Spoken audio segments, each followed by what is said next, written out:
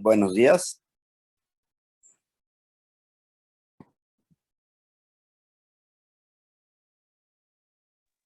Buenos días, profe. Buenos días, profe. Vamos a comenzar con la clase.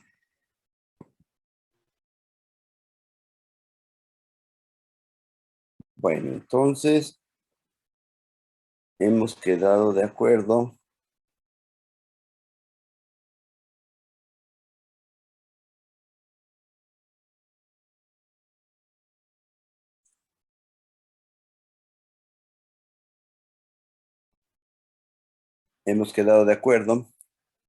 en que el DNA o ADN tiene una estructura de doble cadena.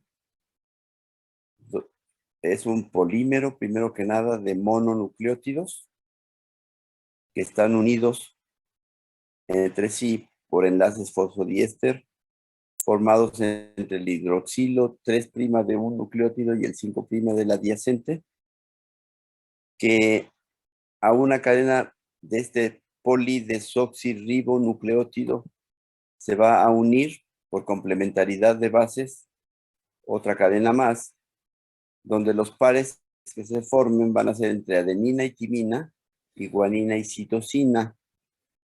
La estructura es de las siguientes características.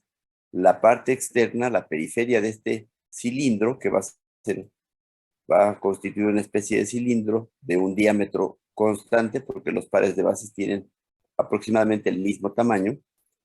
En ese cilindro, la parte externa va a ser hidrofílica, formada por azúcares y fosfatos, aquí están amarillo y naranja, mientras que la parte interior del cilindro es hidrofóbica, porque contiene bases nitrogenadas que son aromáticas o cuando menos son planas, y eso hace que todo este interior sea hidrofóbico y que las cadenas estén unidas a través de dos tipos de interacciones. Primero que nada, por los puentes de hidrógeno entre las bases, 2 entre adenina y timina, 3 entre guanina y citosina, pero también contribuye el apilamiento de bases, es decir, que cada par de bases está más o menos apilado sobre el siguiente par de bases, y estas están atrayéndose gracias a interacciones entre los electrones pi de estas bases, que son muchos, y los núcleos de las bases adyacentes. Entonces, esas interacciones pi ayudan también a fortalecer la unión de las dos cadenas. Algo que, digamos que opera en sentido contrario, que no favorece la unión, sino la separación de las cadenas, es la repulsión entre los grupos fosfato, porque toda esta parte de la cadena, de los fosfatos, tiene carga negativa y la cadena de enfrente igual. Esa repulsión, sin embargo, se ve atenuada por iones monovalentes, sodio y potasio, que al unirse a los grupos fosfato los neutraliza y evita que haya repulsión. Sabemos que podemos separar las cadenas si, por ejemplo, hervimos el DNA, las cadenas se separan totalmente, y si enfriamos lentamente, las cadenas se vuelven a asociar con el orden preciso que tienen, pero si hervimos el DNA, las cadenas se separan y ponemos inmediatamente en hielo después de ebullir la solución, las cadenas se van a mantener desnaturalizadas, ¿de acuerdo?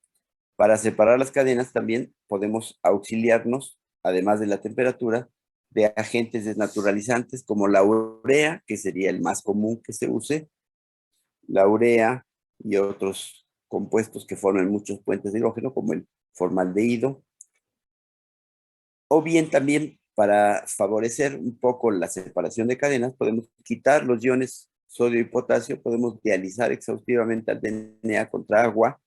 Entonces los iones sodio y potasio se quitan, dejan de neutralizar los fosfatos y eso va a facilitar la apertura. Pero no quiere decir que si quito nada más los iones, compañeros, las cadenas se van a separar. Se requiere de todos modos calentar.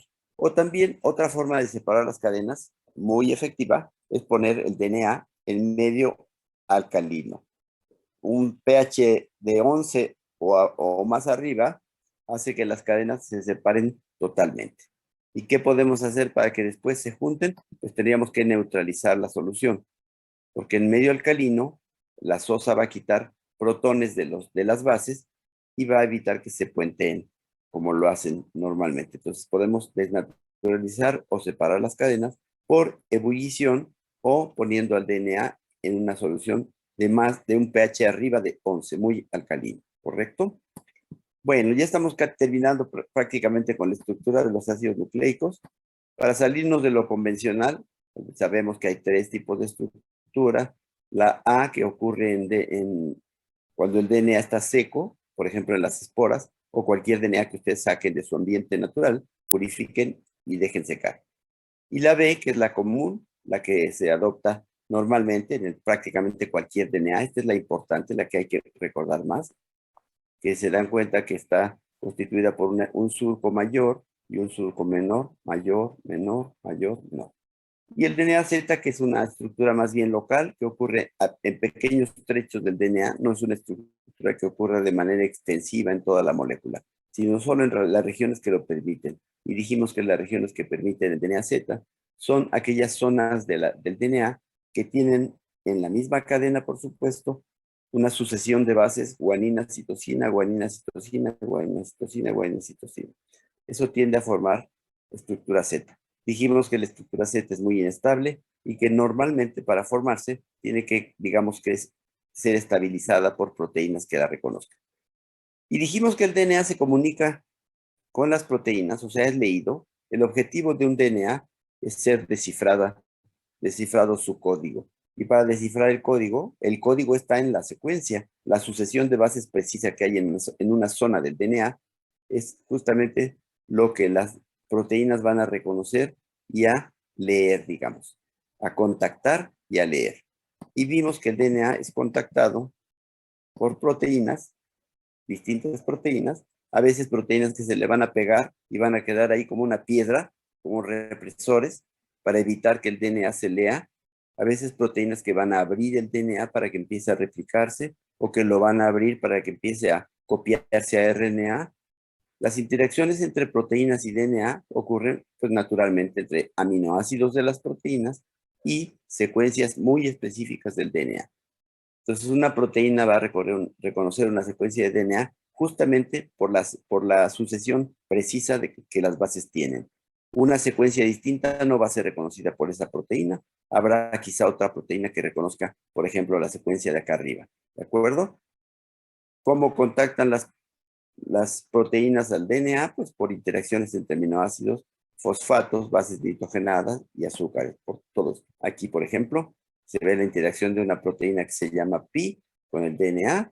Podemos ver que la cadena está un poquito como distorsionada. ¿Por qué? Porque la proteína al unirse la atrae y le provoca distorsiones. Y aquí vemos las interacciones entre, por ejemplo, esta hélice y una parte del DNA, entre esta asa y el DNA, esta parte de la proteína, esta arginina, esta serina probablemente están interaccionando también. Si vamos a fondo en la interacción, pues podemos notar justamente que las bases nitrogenadas y los fosfatos, etcétera, son contactados por porciones de la proteína. Esta tirosina 217, por ejemplo, esta arginina 225 está contactando simultáneamente una, dos, tres regiones del DNA. Este aspartato 226 también contacta a esta base, que es seguramente una citosina por su tamaño. Esta también es una pirimidina. Esta es una timina y está contactada por esta arginina. Y así, la lisina 255 contacta esta porción de los fosfatos, etc. Entonces, el contacto entre DNA y proteínas ocurre en muchos puntos, hay muchos puntos de contacto y habitualmente las proteínas reconocen pequeños segmentos del DNA. No crean que una proteína se va a unir a todo el DNA, a miles de bases, no. Normalmente cuando contactan las proteínas el DNA es a través de unas cuantas bases, normalmente 6, 8, 10 bases. A lo mejor el DNA, esta proteína contactó al DNA en estas bases que se ven aquí, 6, 8, 10, y quizá en otra región del DNA también esta misma proteína puede tener contacto, pero otra vez con unas cuantas bases. Entonces no es una interacción entre proteína y DNA extensiva donde todos los aminoácidos de la proteína contactan a una secuencia enorme de bases del DNA. Y eso es a través de regiones relativamente pequeñas, pero los contactos son múltiples, como ven en este caso. Bueno, entonces, ya para terminar, vimos que además de los apareamientos que ustedes tienen que recordar y que no le van a decir a nadie, por favor, lo van a guardar como un secreto. Ustedes le van a decir a todo el mundo que el DNA es adenina con timina y guanina con citosina, ¿de acuerdo? Ese es el dogma y es de lo que se van a acordar. Pero les dije que en los ácidos nucleicos hay muchas otras interacciones que no son necesariamente adenina, timina, guanina, citosina. Por ejemplo, en el RNA puede haber interacciones que aquí no están, pero vamos a ver. Bueno, sabemos que las interacciones que dan lugar a la doble hélice son entre adenina y timina y guanina citosina. Eso es de lo que se van a acordar 100%. Adenina y timina interaccionan siempre cuando son interacciones de Watson y Crick para la doble hélice, el anillo grande de la purina con la pirimidina. Siempre el anillo grande de la purina con la pirimidina. De modo que estas son interacciones Watson y Crick. A veces, algunas bases pueden interaccionar, además de con su complementario, con bases adicionales. Por ejemplo, esta guanina interacciona por Watson y Crick con la citosina, como es natural, o esta adenina con la timina, pero esta guanina puede interaccionar, por ejemplo, con una citosina más lejana a través de interacciones que llamamos de no Watson y Crick, o interacciones de Hochstein también, Hochstein, ¿de acuerdo? En ese caso las notamos, nos damos cuenta que son no Watson y Crick porque participa el anillo pequeño. Eso nunca ocurre en las interacciones de Watson y Crick. Las purinas siempre usan su base, su ciclo grande para interaccionar con las pirimidinas, ¿de acuerdo? Y estas son interacciones no Watson y Crick. Bien, aquí hay una interacción guanina-uracilo, igual que hay interacciones guanina-citosina de Watson y Crick, también hay interacciones guanina-uracilo. ¿Y dónde se van a dar las interacciones guanina-uracilo? Pues naturalmente donde hay uracilo, que es el RNA. Entonces en el RNA hay, además de bases guanina, adenina, perdón, además de bases citosina-guanina, hay bases uracilo-guanina, interacciones o pares de bases guanina-uracilo. Recuerden que en el RNA, las interacciones en lugar de adenina-timina son adenina-uracilo. Entonces, en el RNA son adenina-uracilo, guanina-citosina. Pero también puede haber interacciones guanina-uracilo, que se aparean bastante bien sin problema. Y eso solo ocurre en el RNA, porque solo el RNA contiene uracilo. Aquí vemos un ejemplo de la estructura de un RNA pequeño. Tiene solo 76 nucleótidos. ¿Y qué es lo que notamos en la estructura? En breve, ¿quién se acuerda? Para que no sea esto un monólogo. ¿Qué notamos? Observación general primera, ¿cuál sería la más importante como observación general? Que no nada más hay, pues lo normal de las bases, ¿no? Que también podemos encontrar, por ejemplo, hay una guanina metilada, una citosina Ajá. metilada. Bueno, sí, en algunos RNAs, en este de transferencia en particular, es bastante común ver, ver bases, ver bases extrañas como una guanina metilada, como una citosina metilada, como una pseudouridina de la que no hemos hablado ni vamos a hablar. Es una base, es un uracilo, pero que está en una unión extraña, no es una unión típica 5', 3'. También hay adeninas metiladas, ¿de acuerdo? Otra cosa más general, la primera, ya anoté tu participación. Otra observación general, ¿cuál sería la más interesante? La primera cosa que nos salta a la vista, que el RNA es de cadena sencilla, pero adopta una forma doble. adopta estructuras secundarias, exactamente. No está plano, no es una hebra totalmente plana, ni mucho menos. ¿Por qué? Porque una hebra plana expondría mucho las bases al solvente. Las bases estarían en contacto con el agua y eso se trata de evitar a toda costa. ¿Cómo se evita? Formando doble hélice. Entonces, la observación general adicional que estamos haciendo es que siempre que se puede, siempre que hay bases que son complementarias entre una región de la cadena y otras regiones, aunque estén alejadas, se van a formar estas interacciones de doble cadena, el máximo posible. Para una molécula tan pequeña como esta de 75, aquí hay 5 puentes de hidrógeno, aquí hay otros 5, aquí hay otros, creo que 5 también, y aquí hay 4. ¿Por qué? Porque se trata de formar el máximo posible. ¿Dónde no se forma doble hélice? Donde las bases no son complementarias, citosina y timina no son complementarias, y o donde no hay la distancia adecuada, la geometría correcta para que se aproximen las bases y formen las interacciones que conocemos. Sin embargo, a pesar de eso, ¿qué otra cosa es la que nos llama a la vista? ¿Quién es tu compañera? Pérez Dávila. Pérez Dávila. Anoté a Pérez Dávila, Marina y a Frías. Muy bien. Otra cosa que notamos en un RNA, ¿cuál sería?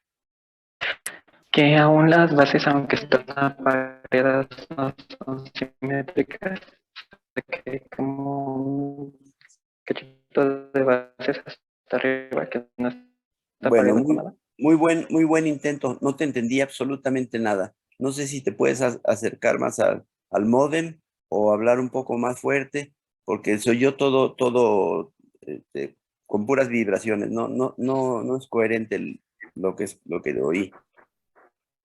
Otra vez, por favor. Aunque las bases están apareadas, aunque hay como una cosa. Las bases están A ver, ¿está apareadas, hablando una no persona o son dos? A ver, simétricas. no se oye, compañero. Porque hasta No, arriba hay como no. una cosa que está como sobrando. A ver, otra vez, ¿puedes tratar de repetirlo? No, se oyó muy mal. Dice que aunque las bases están apareadas, A ver, no son completamente disculpa, porque hasta arriba hay como un No, cachito de bases que no están apareadas con nada. disculpa. Lo único que te oigo es que las bases de arriba no están apareadas. Es lo único que te oí. Todo lo demás no se oyó en lo absoluto. Estas no están apareadas pues porque trató de formar el máximo de puentes de hidrógeno y estas ya no tienen apareamiento. Pero alguien más que quiere decir lo que le faltó a decir al compañero es que no le escuchamos. Discúlpame, compañero, pero no entiendo tu participación en lo más mínimo.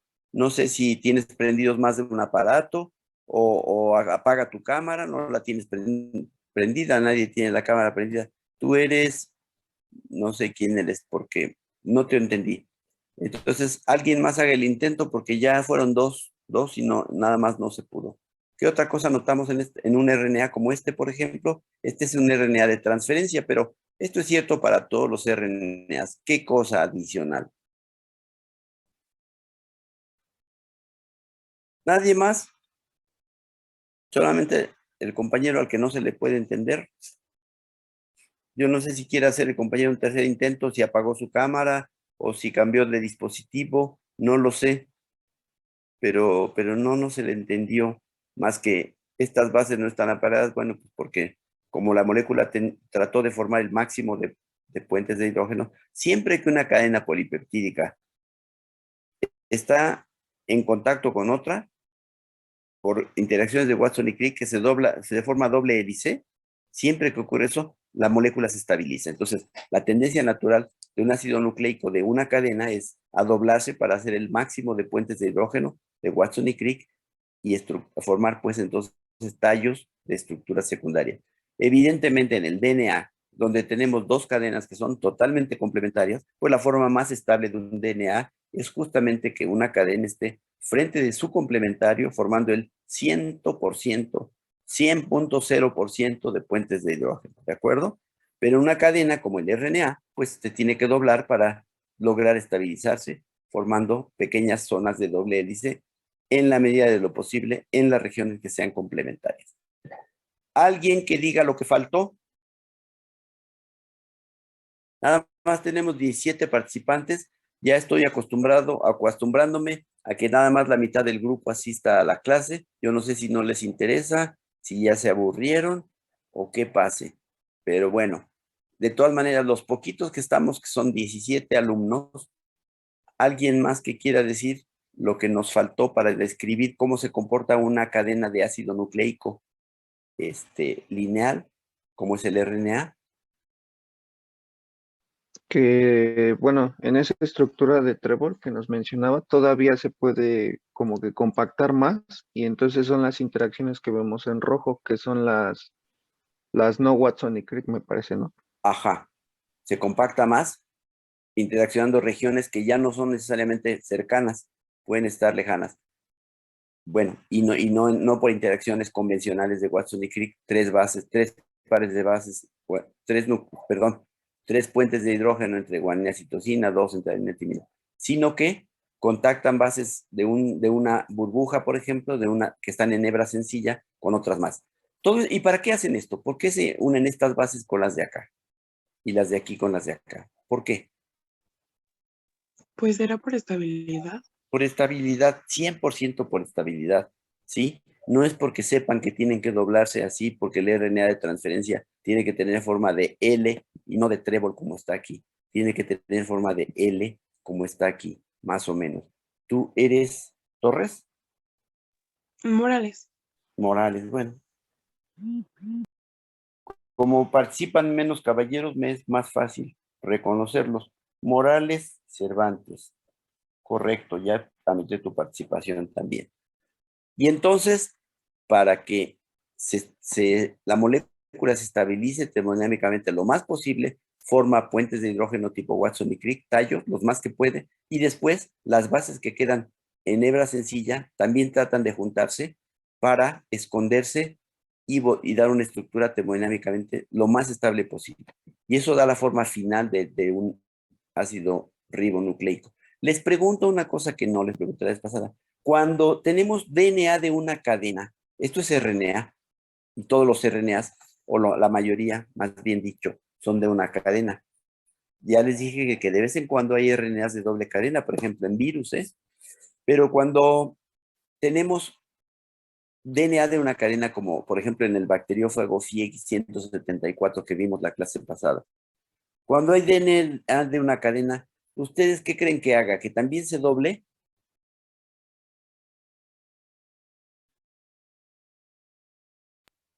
¿DNA de Pues, una cadena también se doblará o solo el RNA? pues yo creo que sí, igual por la estabilidad, ¿no? Bueno, Idéntico, porque para alcanzar la estabilidad termodinámica, un DNA de una cadena se comportaría igualito que un RNA. Buscaría la mayor parte de apareamientos guanina, citosina, y también guanina, en ese caso sería guanina que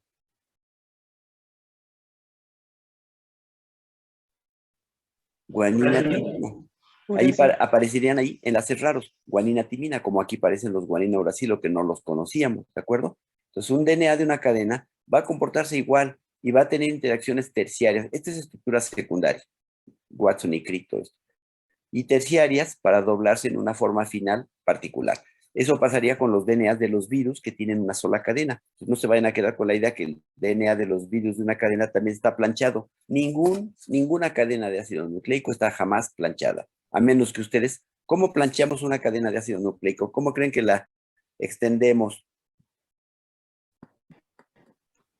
Pues rompiendo los enlaces, ¿no? De ¿Y Watson cómo Crick. rompemos los enlaces? Puede ser calentando. Eso es, calentando lo que vimos aquí. Cuando tenemos una cadena de DNA, por ejemplo, de hebra sencilla, y la calentamos, va aumentando la absorbencia porque no estaba totalmente plana, no estaba planchada, estaba en forma, como vimos hace rato, doblada en tallos y asas, segmentos de doble hélice. Por eso cuando calentamos, aumenta la absorbencia, porque aquí sí, hasta arriba, ya sí, DNA o RNA, cualquiera, están totalmente planchados, lineales, ya no tienen estructura secundaria. Pero estamos hablando de una temperatura muy elevada. Otra forma de conseguirlo es con hidróxido de sodio. La sosa plancha a los ácidos nucleicos, ¿de acuerdo? Ya casi terminamos esta clase de estructura, que como vieron, estamos viendo cosas un poquito más allá de lo convencional, para que no se queden con la idea de que DNA es adenina, timina, guanina, citosina. Eso es cierto, básicamente es cierto, Pero cuando hablamos de RNA o de cadenas sencillas de DNA, hay otras posibilidades.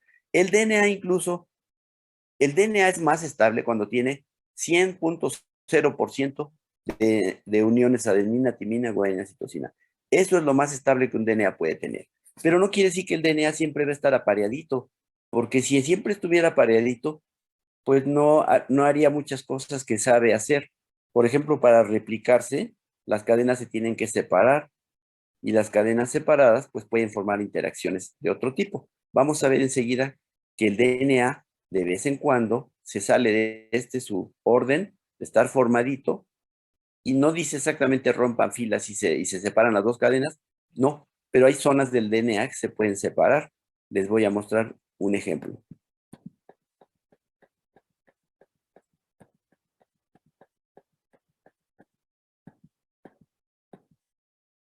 El ejemplo es este.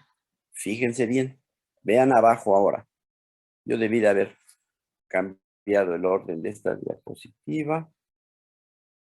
No, y lo voy a cambiar ahorita. Lo voy a cambiar. Esta diapositiva está muy grande. Vamos a pasar esto para acá. Y esto para acá. Ahora sí.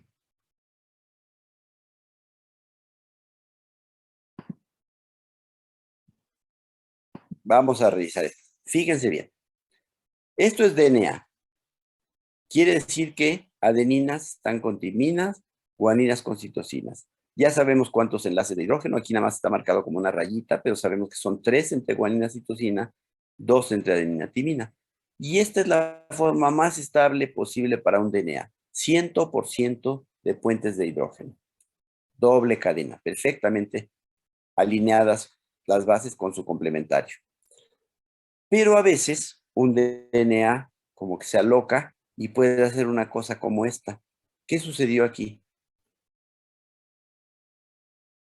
Las cadenas se separaron y vean, estas bases son complementarias a las de acá. Eso ocurre en ciertas porciones del DNA, no crean que ocurre en muchas partes, pero en ciertas partes del DNA hay zonas de la misma cadena que son complementarias a otras zonas de la misma cadena, válgame la redundancia. Esta guanina es complementaria a la citosina.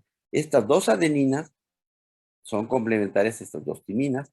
Esta CGTCC es complementario a GCAGG. ¿Se acuerdan? CC con GG, T con A, G con C, C con G, dos A's con dos T's y una G con una C.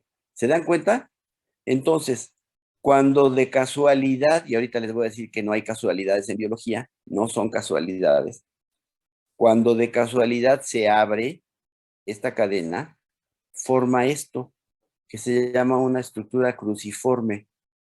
Los cruciformes no son la única estructura que puede formar un DNA, como vamos a ver más adelante, pero se pueden formar de vez en cuando. ¿Qué características tiene este cruciforme? Pues que las regiones complementarias de una cadena se unieron y también las de la otra. Y como esta estructura es simétrica, vean que es simétrica. Fíjense, esto es lo que se conoce como un palindromo. A ver si estamos de acuerdo que estas regiones son palindrómicas. Vamos a leer esta cadena de izquierda a derecha. GAACGTCC. Ahora lean aquí. GAACGTCC. ¿De acuerdo? Vamos a leer esta cadena de izquierda a derecha. CTTGCAGG.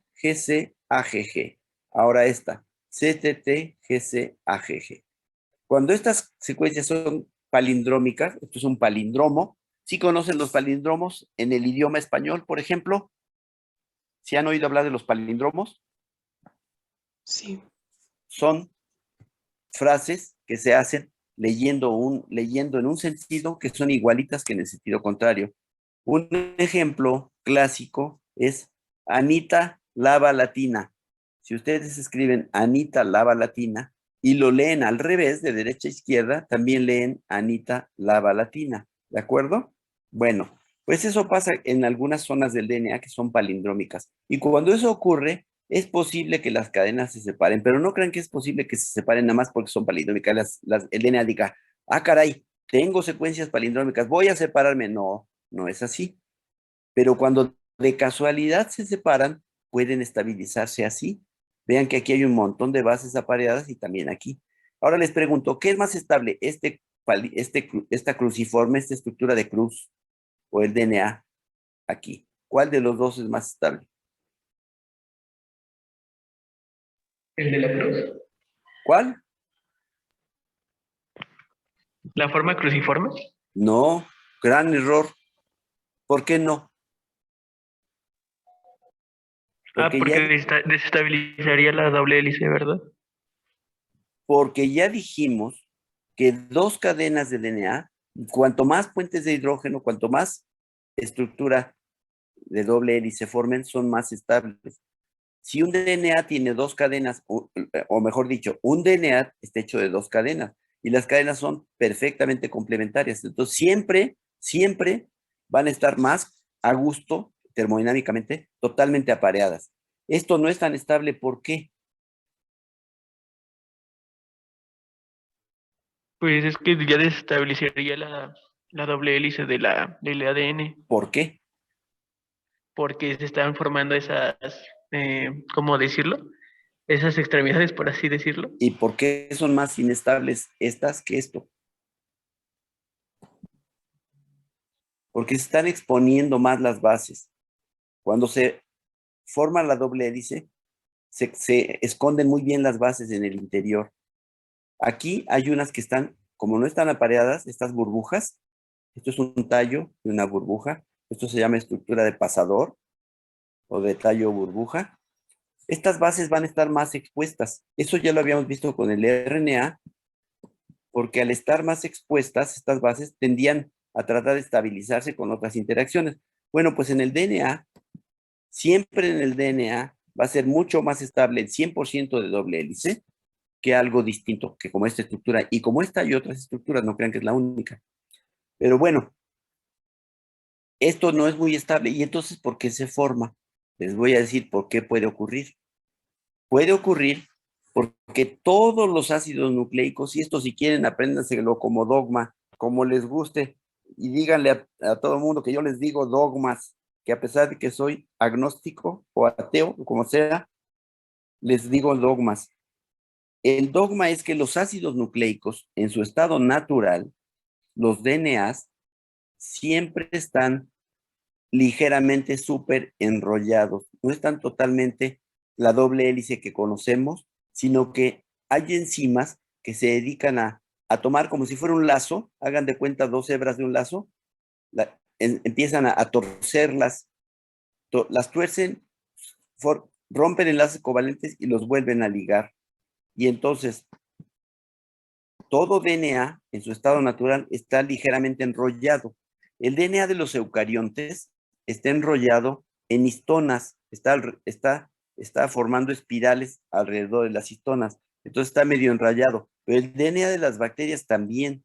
Cualquier DNA, un plásmido, el DNA cromosomal, está en forma súper enrollada. Y yo no sé si ustedes han hecho alguna vez el experimento. ¿Saben qué pasa cuando toman un lazo? Imagínense que el DNA fuera un lazo circular, como en este caso. Ustedes tomen un lazo que esté hecho de dos hebras, sosténganlo con una mano fuertemente y con el otro gírenlo, tuérzanlo en un solo sentido. Muchas veces tuérzanlo. Si tuercen un lazo en un solo sentido mucho y luego lo amarran, lo que va a pasar es que va a haber regiones del lazo como esta que se van a abrir. Entonces, todos los DNAs en estado natural, llamen los plásmidos, cromosomas bacterianos o hasta cromosomas eucariontes, todos los DNAs tienen además de la doble hélice, que es un enrollamiento de una cadena frente a la otra, además de esta doble hélice, además de la doble hélice, el DNA está súper enrollado porque hay enzimas que se dedican a torcerlo, cortar una cadena y amarrarla en otro lado y mantenerlo torcido. Entonces todos los DNAs están súper enrollados. Y lo que le pasa a un lazo cuando lo súper enrollamos y lo amarramos es que algunas regiones del lazo se abren. Y esto es muy importante. Se abren particularmente las regiones ricas en adenina timina por razones que ya conocemos. ¿Por qué razones? Porque nada más están unidos por dos enlaces. Exacto, Puentes porque las enlaces. regiones de adenina timina, las bases están apareadas con dos puentes de hidrógeno. ¿Ya habías participado? No, soy Torres. Torres. Bueno, entonces, si todos los DNAs están en algún grado súper enrollados, no quiere decir que las doble hélices están perdidas. La mayoría del DNA va a estar en doble hélice, pero habrá pequeñas regiones que están abiertas. Y esas regiones abiertas, este torcimiento es algo deliberado. Hay enzimas que se dedican a provocar esto, a superenrollar, para que el superenrollamiento provoque aperturas. ¿Por qué? Porque esas aperturas facilitan la entrada de proteínas. Es cierto que hay proteínas que reconocen el DNA en doble cadena sin ningún problema, pero hay algunas que requieren que el DNA se abra para iniciar algunas operaciones en el DNA. Por ejemplo, cuando el DNA se va a replicar, es indispensable que se abra y esa apertura la favorece el superenrollamiento del DNA. Entonces, no se les olvide, todos los ácidos, los DNAs en las células, en su estado natural, no están totalmente, nada más la doble hélice así lisita, sino que están súper enrollados. Y eso lo hace una enzima que se llama una topoisomerasa o una girasa, o girasa también, ¿de acuerdo? Ellas provocan la supervuelta, los superenrollamientos. Y los superenrollamientos redundan en que algunas regiones del DNA se abren y eso favorece la interacción con proteínas, la apertura para distintas operaciones que tiene que sufrir el DNA, ¿correcto? Entonces, esto es lo más natural. Pero entonces, ¿qué tiene esto que ver? Díganme, esto de abajo con lo de arriba.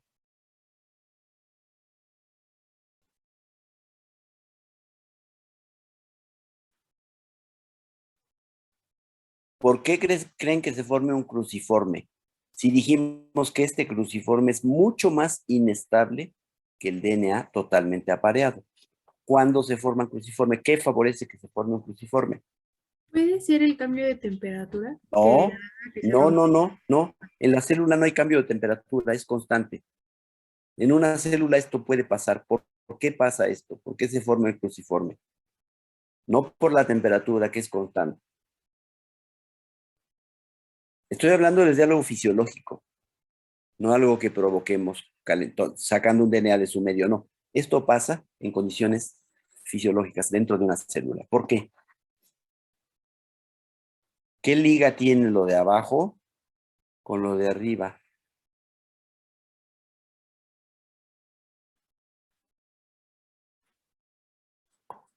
¿Están gastando mucho tiempo? Ya contesten lo primero que se les ocurra. Ahora ya tenemos 19, ya tenemos más público, ya pasamos la mitad, apenas, por poco. ¿Por qué les dije esto? Pues porque es cierto, porque los DNAs no están lisitos, nada más su doble hélice no, están torcidos, están súper enrollados. Una enzima corta una cadena, la pasa por detrás y hace esto, como un lazo que ustedes agarraron con una mano y lo empiezan a girar y lo amarran. Está súper enrollado. ¿Qué tiene que ver esto con esto?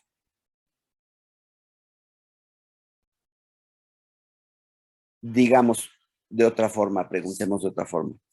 ¿Esto creen que ocurre espontáneamente? ¿Esto pasa de aquí para acá totalmente de manera espontánea?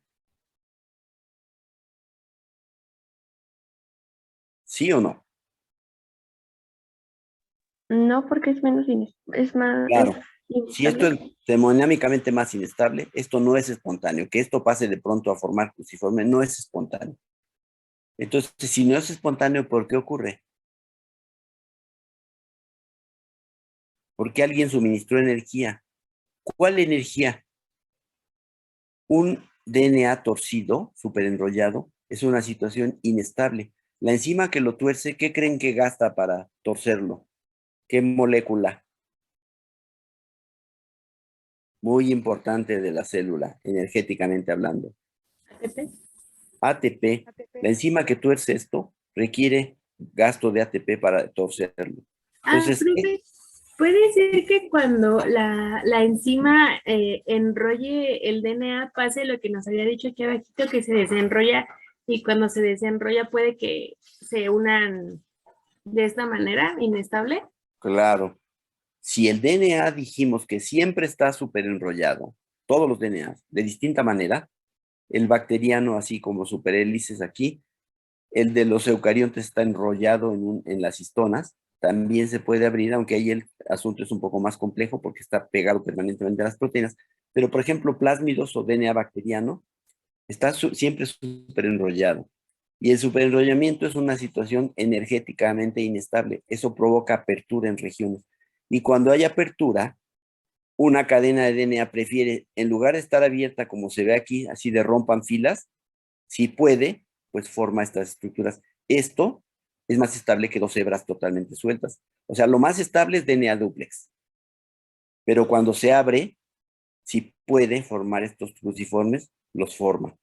Y entonces, estas estructuras se pueden formar cuando el DNA está abierto. Y el DNA está abierto siempre con frecuencia en algunas porciones, porque hay una enzima que lo mantiene torcido, súper enrollado, y eso provoca apertura. Pero esto también es lenguaje.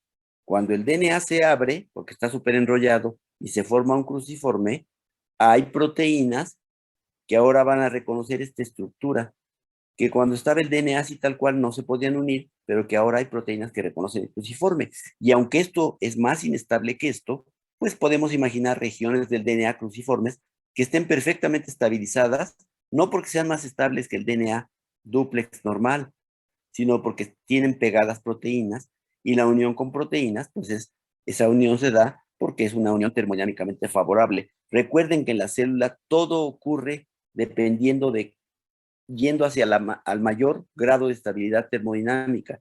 No es casualidad que se forme un cruciforme, sino ocurre porque está torcido el DNA, es una situación energética que provoca la separación de cadenas.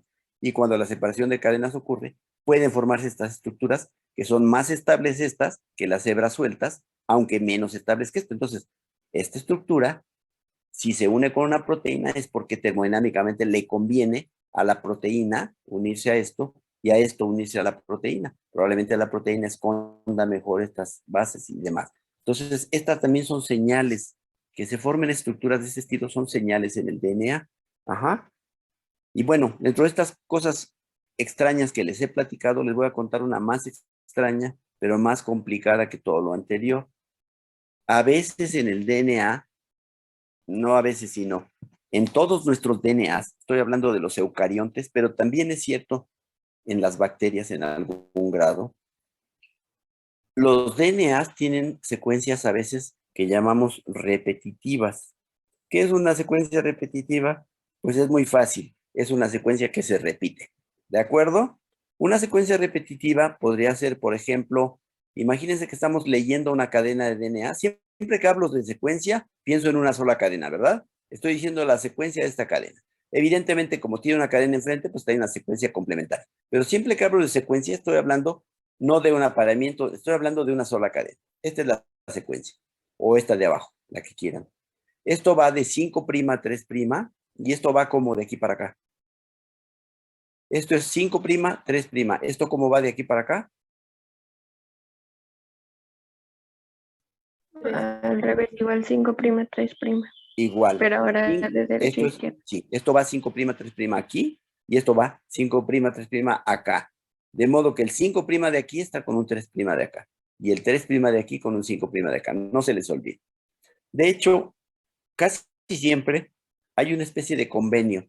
Cuando a ustedes les muestren solo una cadena de DNA, normalmente tienen que imaginar que esa cadena va en el sentido 5', 3'.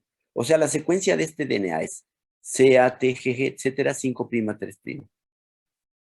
Si leo la cadena de enfrente, tengo que leerla para acá, siempre 5', 3'. Cuando solo les muestren una cadena, a menos que les digan lo contrario, pueden ustedes imaginar que esa secuencia que les están mostrando de una sola cadena, imagínense que no está la de abajo, va 5', 3'. Es una especie de convenio. Pero ya sabemos que un DNA tiene las dos secuencias, 5', 3' en una y al revés, 5', 3' en la de enfrente, en sentido contrario. Bueno, muy bien. Pues a veces hay secuencias repetitivas en el DNA y ya les dije que es una repetición. Por ejemplo, ver CAC, CAC, CAC, CAC, CAC, CAC, CAC. Eso es una repetición de 3 bases, las bases CAC.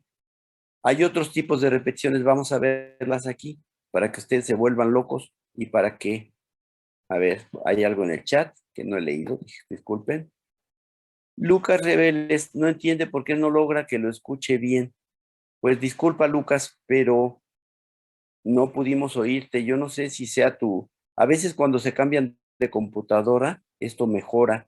O de dispositivo, si es que estás usando un teléfono. No lo sé. Bueno, esto ya es a destiempo porque me lo mandó hace rato, pero apenas lo vi. Disculpen.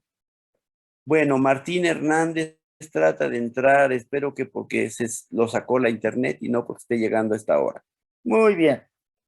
Veamos entonces. Estamos hablando de cosas raras en el DNA.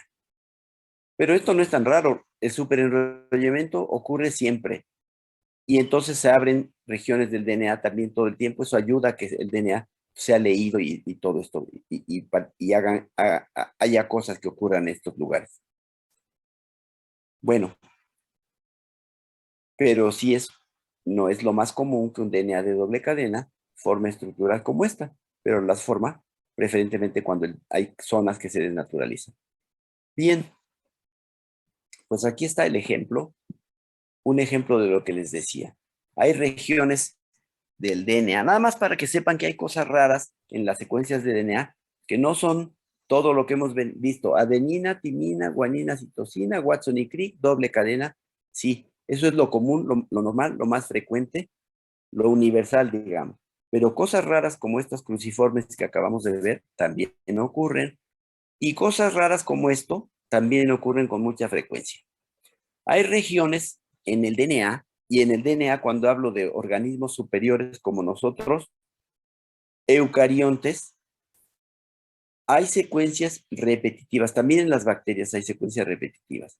¿Qué es una secuencia repetitiva? Es una sucesión de bases, por supuesto en una sola cadena, que es CGG, CGG, CGG, CGG, etcétera, muchas veces. O GAA, muchas veces. Hay repeticiones que no son de 3 bases como esta, sino de 4.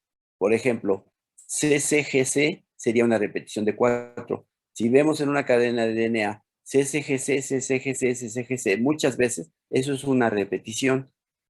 Estas se llaman repeticiones cortas, porque puede haber repeticiones que tengan, por ejemplo, 30 bases, y ahí sí me va a costar más trabajo que las repita porque se me va a olvidar.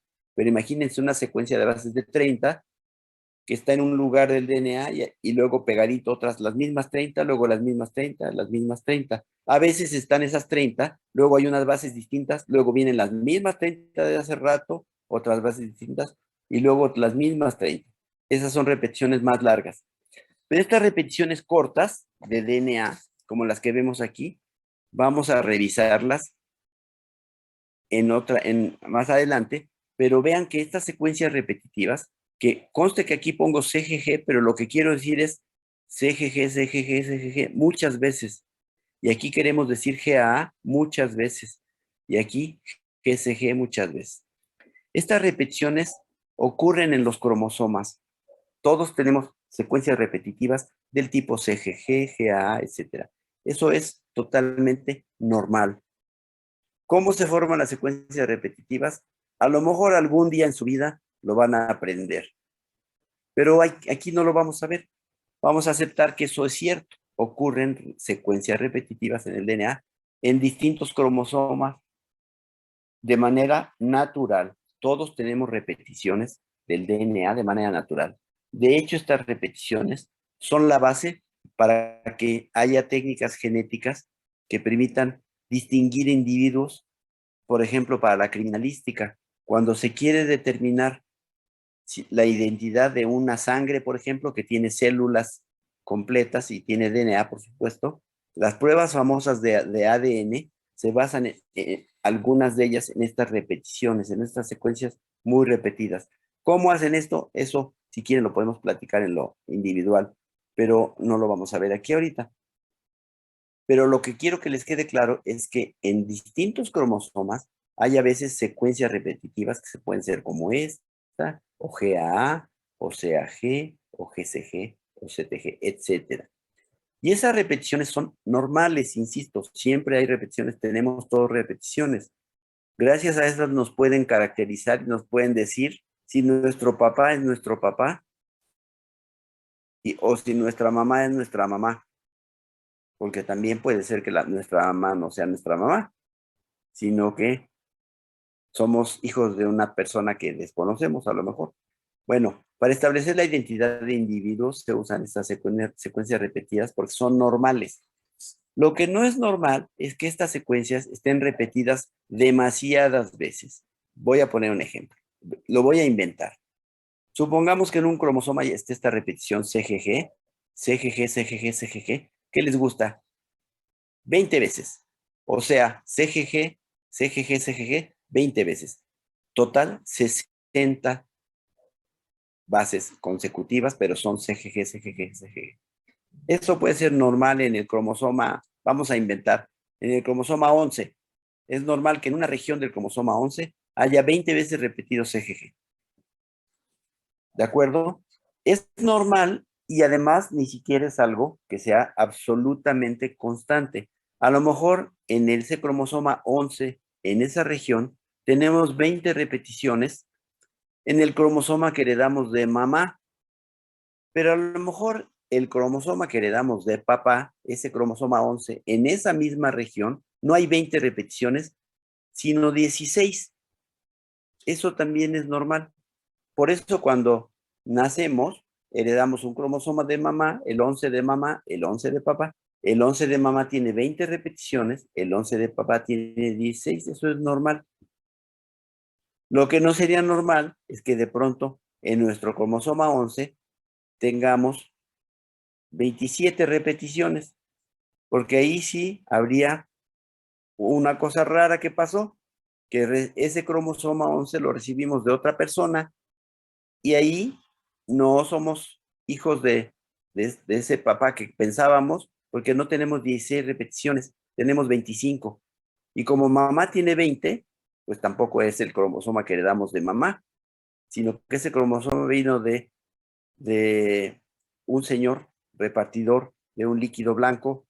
Bueno, ya no reparten, los lecheros ya no van de casa en casa, entonces eso ha disminuido los riesgos de paternidades extrañas. Ya entonces ser hijo de lechero no es tan fácil, pero antes los lecheros iban a las casas y entregaban la leche todos los días. Ahora ustedes van al súper. Bueno, pero entonces es normal que haya repeticiones. A lo mejor esta repetición CGG está en el cromosoma 11. Ya dijimos, el número de veces varía un poco entre los cromosomas de padre y de madre, pero quizá esa repetición misma CGG esté en otro cromosoma y en otro cromosoma esté 30 veces, en otro cromosoma de papá y en el de mamá esté 33. Pero eso sigue siendo normal.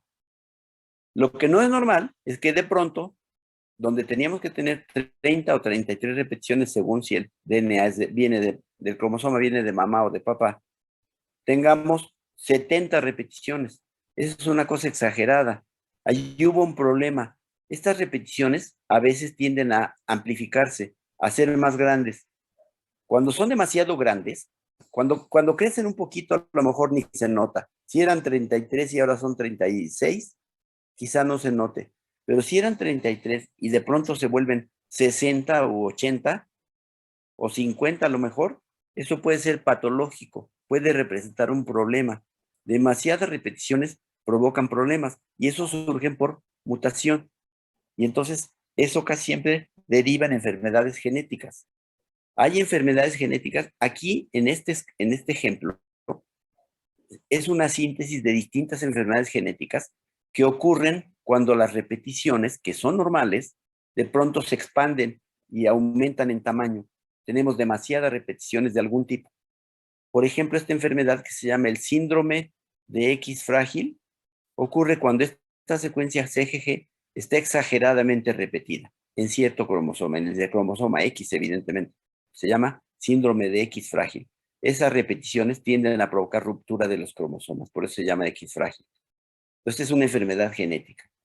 Hay enfermedades paralizantes, como por ejemplo estas ataxias o distrofias musculares, que ocurren también porque las repeticiones que debieran ser normales están aumentadas en tamaño. Hay demasiadas repeticiones.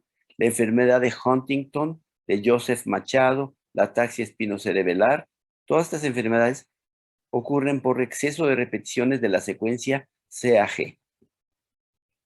Entonces, puede haber secuencias como estas repetidas GAA, CAG, GCG, etcétera, en distintos cromosomas, generando diferentes enfermedades. ¿De acuerdo? Pero a donde voy es por qué esas repeticiones generan enfermedades. Bueno, pues es algo complejo de decir. De hecho, no vamos a ir a fondo en este asunto. Solo lo que quiero enfatizar es que los ácidos nucleicos a veces tienen estructuras raras, como las que acabamos de ver, estas, aunque sea estas son momentáneas. Pero cuando hay demasiadas repeticiones, también pasan cosas como esta. Fíjense bien. Tenemos un segmento de DNA. Esta es una sola cadena. Vamos a ver la secuencia. CTG, CTG, CTG, CTG, CTG, CTG.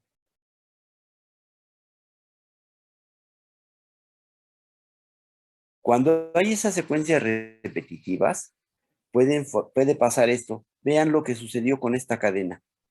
¿Qué pasó con la cadena? Primero que nada, ¿qué le pasó a la cadena? Es una cadena de DNA, no es un dúplex, ¿eh? Esto no es una doble hélice. Es la misma cadena. Mucho ojo. Es la misma cadena. Vean la secuencia nucleotídica. Digo, sí, así. ¿Qué le pasó a la cadena? Que se dobló. Y se dobló. Eso no es normal. Eso ocurre a veces cuando hay secuencias palindrómicas. Aquí no son secuencias palindrómicas. Y se dobla y esto es inestable. Esto también es inestable, lo que les estoy mostrando. Es más estable el DNA siempre en doble cadena. Pero aquí una cadena se separó de la otra y vean lo que hizo, se dobló. Y formó unos tallos muy raros. ¿Por qué son raros?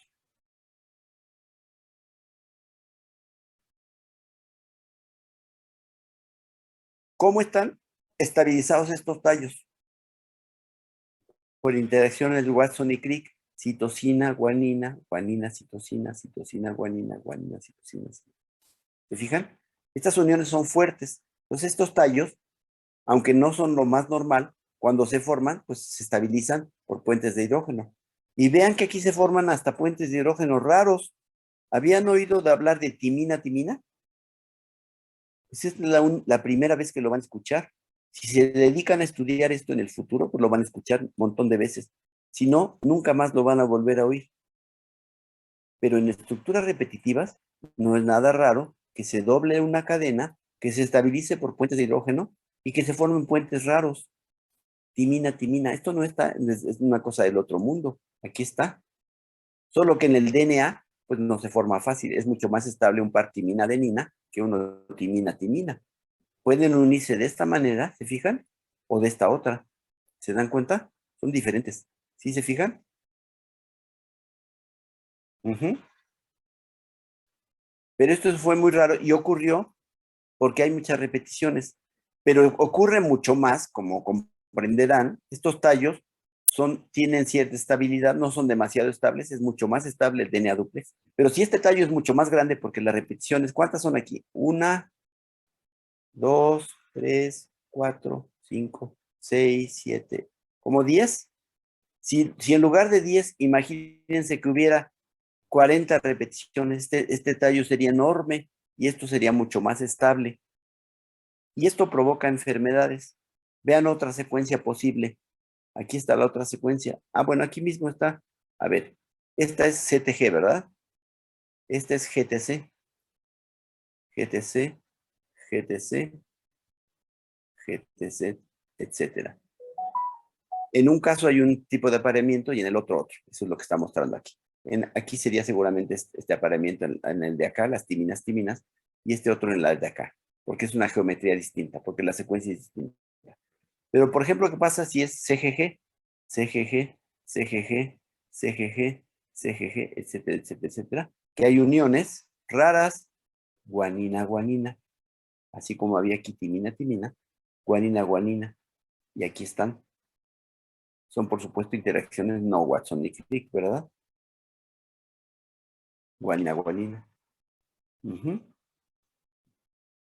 Otra repetición distinta, CGA, es diferente de esta, CGG, GCT, CTG. Esta CGA, perdón, CGA, se provoca cuando hay muchas bases continuas repetitivas, hay uniones guanina-citosina. Fíjense que aquí estas todas se caracterizan por tener muchas guaninas y citosinas, ¿no? Porque esas ayudan a estabilizar la cadena. En este caso se aparean adenina con adenina. Entonces, conste que estas son cosas que no ocurren todos los días en todo el DNA, sino en zonas muy especiales que están repetidas. O que ocurren cuando el DNA se desnaturalizó localmente. Se favorece esto. ¿De acuerdo? Pero estas son señales. Y esto redunda, estas repeticiones. No, repito, estas repeticiones son normales.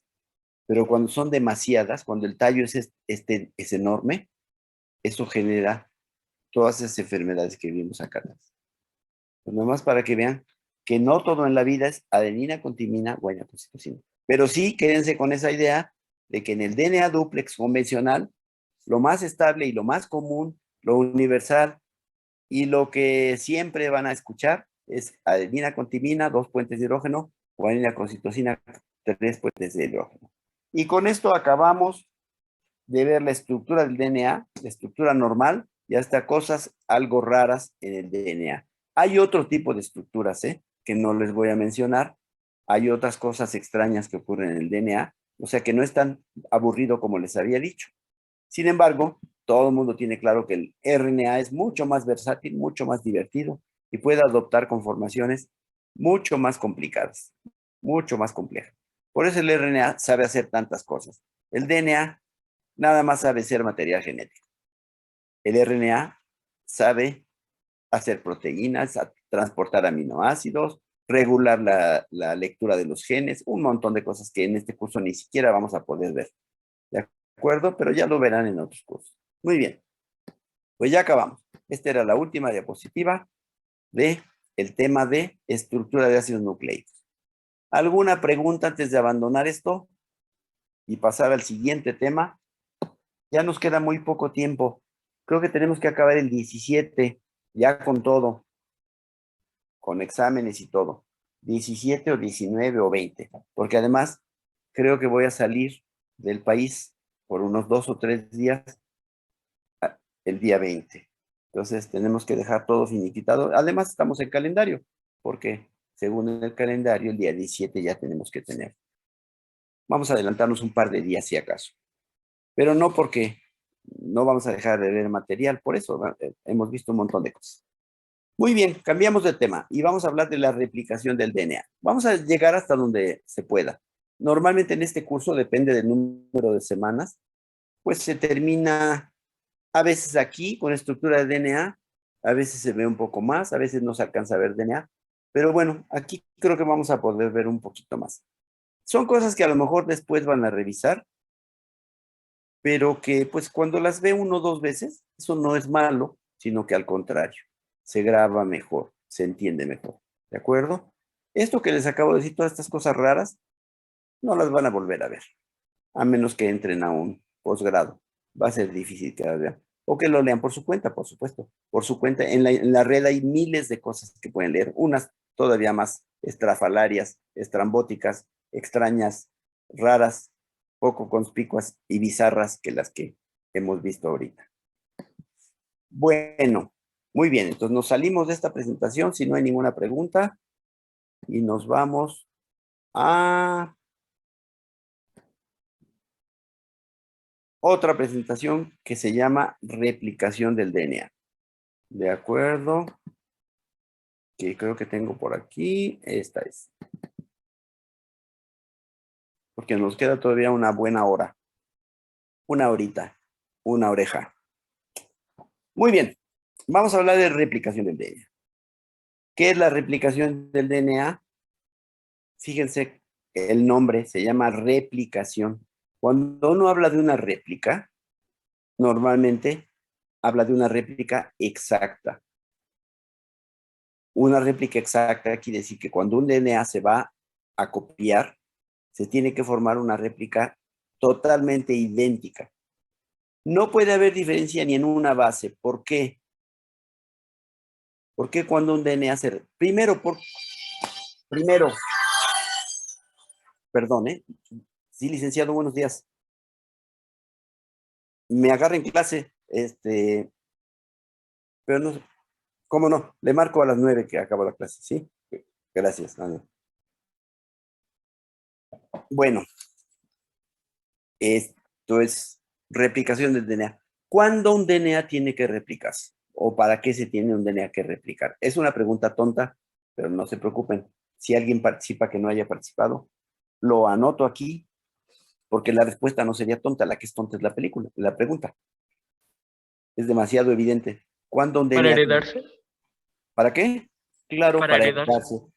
Toda célula, cuando va a proliferar, pues tiene que formar dividirse, ¿no? Pues una célula tiene que dar dos. Y eso es la mecánica de cualquier organismo. Todos los organismos tienen que dividirse en algún momento para poder seguir existiendo. Las bacterias, por ejemplo. Pero nuestras células también se tienen que dividir, pues, para que el tejido pueda crecer o reemplazar células muertas, ¿no? Entonces, cuando aparece, ¿tu nombre es? Martínez Mendoza. Martínez Mendoza Joel. Entonces, cuando una célula se va a dividir, pues antes que dividirse, tiene que copiar su DNA para que la célula hija nueva herede también material genético. Y fíjense que cuando hablo de células digo división celular, pero cuando hablo de DNA hablo de replicación del DNA. La división celular es un fenómeno que no es necesariamente perfecto. Quizá una célula hija tiene una célula hija más chiquita o más grandecita o con pequeñas diferencias. Pero el DNA no. El DNA, cuando se copia, tiene que copiarse con perfección absoluta. Porque si hay un error, ¿cómo se llama eso? Mutación. Se llama mutación. Si cometemos un error, si hay un cambio de una base, aunque sea, eso se llama mutación. Y como somos producto de millones de años de evolución, aunque las religiones digan lo contrario, somos producto de millones de años de evolución, cualquier mutación en general va a ser deletérea, nos va a provocar un daño, ¿de acuerdo? Entonces, la replicación tiene que ser perfecta. ¿Cómo ocurre una replicación de DNA? Es lo que vamos a estudiar en detalle enseguida. Primero, bueno, ya saben, la replicación del DNA tiene mucho que ver, el estudio de la replicación, con el estudio de su estructura. La estructura del DNA se dilucidó en 1953 por Watson y Crick, y es la que ya vimos aquí, una doble hélice con cadenas de polinucleótidos, desoxirribonucleótidos polimerizados, unidas con polaridad opuesta por enlaces fosfodiéster entre los hidroxilos 5' y 3' de las bases adyacentes. Eso es el DNA. Y entonces Watson y Crick comentaron en esa época: no hemos dejado de notar que el apareamiento específico de bases que hemos postulado, ya saben cuál, adenina, timina, guanina, citosina, inmediatamente sugiere un posible mecanismo de copia para el material genético. O sea, cuando ellos propusieron la estructura de doble hélice, en ese momento imaginaron cómo podría replicarse el DNA. Pero una cosa es imaginar y otra cosa es demostrar que ocurre como ellos imaginaron. Que efectivamente se demostró que sí ocurre como ellos imaginaron, pero no fueron ellos los que lo demostraron cómo ocurría. El mecanismo implica que las cadenas se separen y que después de que se separen, frente a cada cadena que se separó, se forme una nueva para formar entonces una copia. Y empezando con 2 cadenas, terminemos con 4 cadenas. ¿De acuerdo? Entonces, el mecanismo implica separación de las hebras, seguida de copia de cada cadena, formando material nuevo con cadenas complementarias. Cada hebra separada actúa como molde para la síntesis de una cadena complementaria. ¿De acuerdo? Sigamos. Aquí está el DNA, su doble hélice. Se separaron las cadenas, aquí todavía no, aquí ya se separaron. Y cuando se separaron empezó a copiarse el complementario, de modo que aquí, ¿qué base sigue?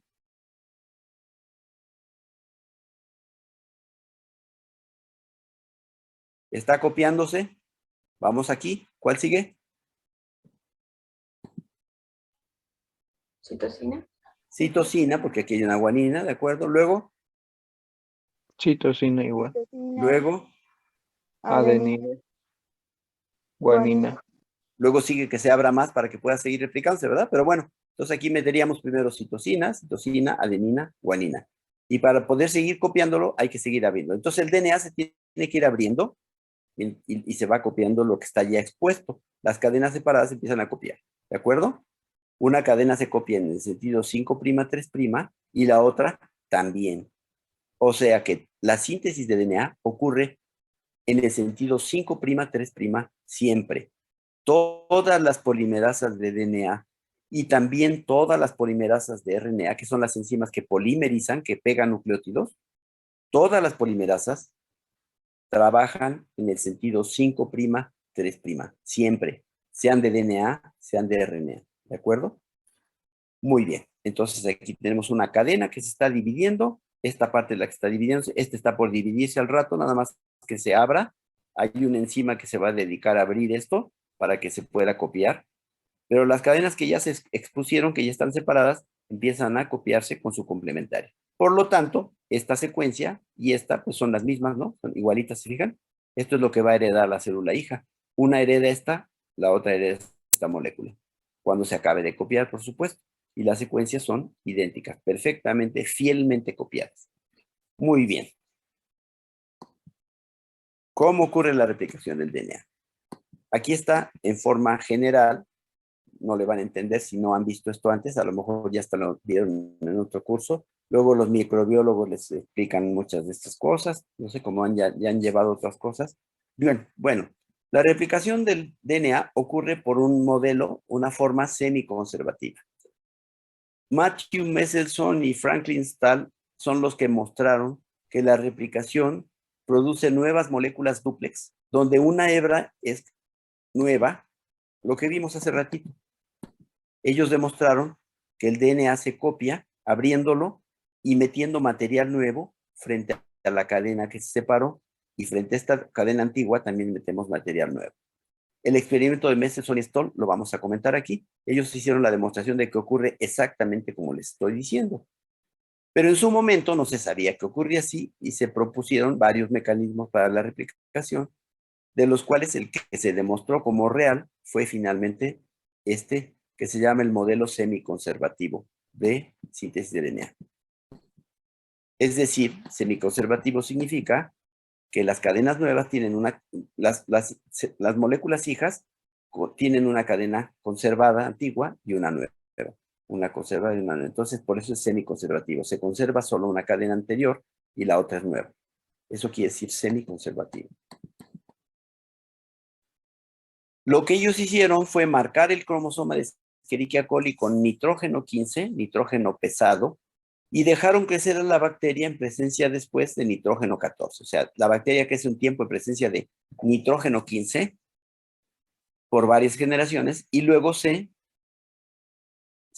hace crecer con nitrógeno 14. Ahorita vamos a ver los detalles del experimento. Fueron tomando alícuotas y les fueron sacando a las bacterias el DNA y después de sacarles el DNA, analizaron ese DNA, analizaron su densidad en un gradiente de cloruro de cesio, un gradiente que llamamos isopícnico. Les voy a explicar luego por qué. Y bueno, todo esto no lo van a entender, pero lo leo. Los patrones de bandeo de los DNAs extraídos a diferente número de generaciones fueron consistentes con el mecanismo semiconservativo de replicación. Este es el mecanismo de replicación del DNA de todas las células. Todos los DNAs de todas las células bacterianas, de levadura, de hongos, de perros, de alcachofas, todo se copia de manera semiconservativa. De virus también. Bueno, ¿en qué consistió el experimento? Vamos a ver varias versiones del experimento, pero si quieren empezamos con esto. La duda era, la siguiente. Alguien dijo, a ver, vamos a ver, ¿cómo ocurrirá la replicación del DNA? Pues puede ser que pase esto, que el DNA que se va a replicar, desde luego se tiene que abrir, siempre se tiene que abrir, si no, ¿cómo formamos el complementario, no? Se tiene que abrir y se abre, es una propuesta, ¿eh? Se abre, se copian las cadenas complementarias, luego las cadenas nuevas que se copiaron se despegan y se pegan una con la otra y las antigüitas vuelven a pegarse.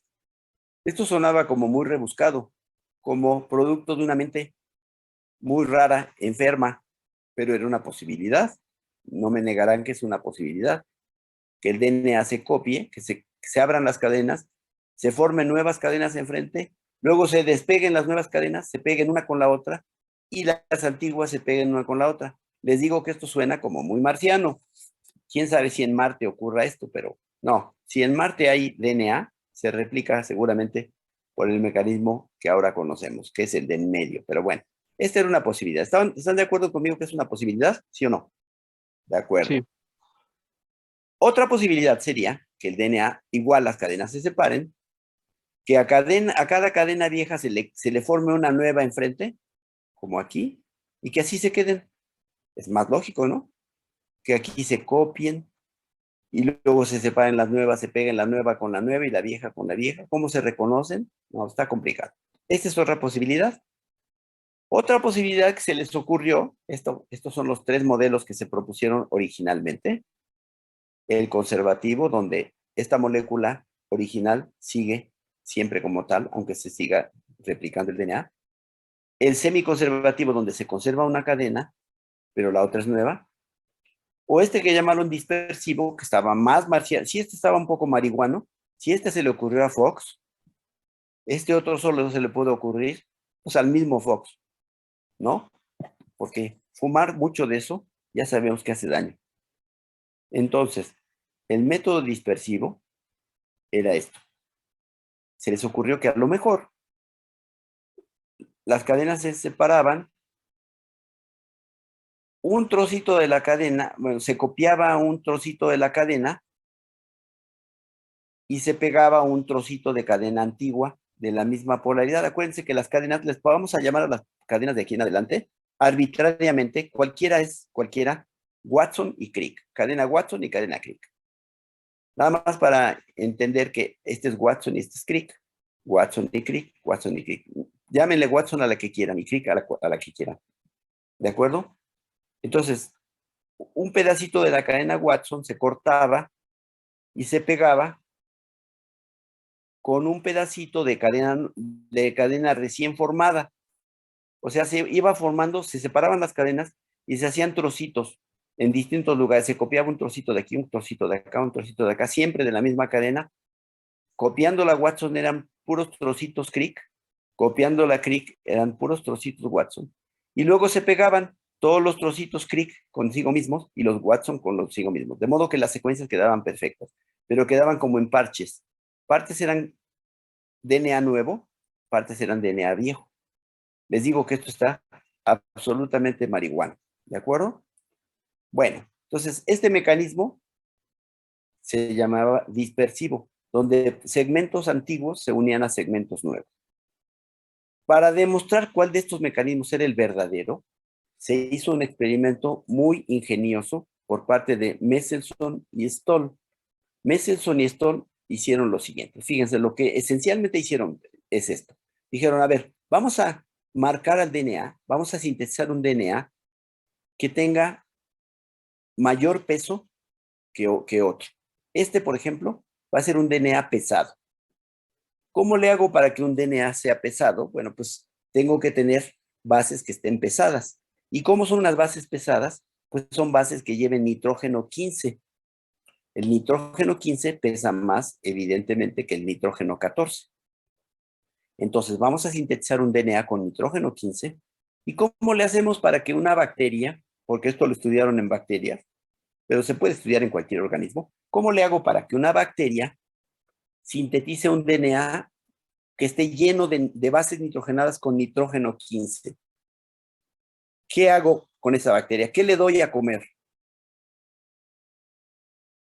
¿Qué sal le tengo que dar a una bacteria para que haga ácidos nucleicos? Para que incorpore concretamente nitrógeno a sus bases nitrogenadas. ¿Qué sal le voy a dar? A ver, inventen una. Una sal de... ¿Está clara la pregunta? Si yo quiero... Las bacterias tienen la capacidad de crecer en medios mínimos. Muchas bacterias crecen en medio mínimo. Pueden sintetizar todos sus componentes y crecer en medio mínimo. Lo único que hay que darles a las bacterias, porque no son autótrofas, son heterótrofas, le tenemos que dar una fuente de carbono, azuquitar, por ejemplo. Si a muchas bacterias del ambiente les doy azuquitar, van a crecer, pero no necesitan solo azúcar, porque el azúcar les va a dar carbono, hidrógeno y oxígeno, ¿no? ¿Qué más les tenemos que dar a una bacteria para que crezca? Para que haga proteínas, por ejemplo, ¿qué sales le tenemos que dar?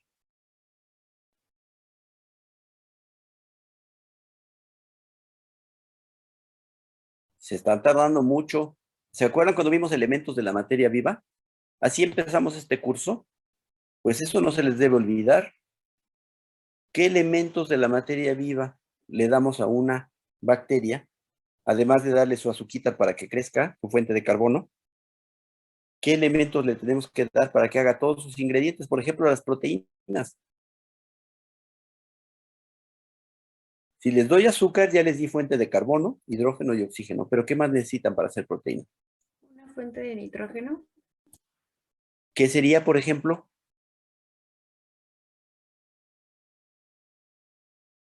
Una sal. A ver, ¿qué se les ocurra? Por ejemplo, algunas Ay, mamá, ¿eres el mismo compañero de hace rato, verdad? Que habla nebulosamente. Bueno, que A ver, si quieres, dímelo en el chat, compañero.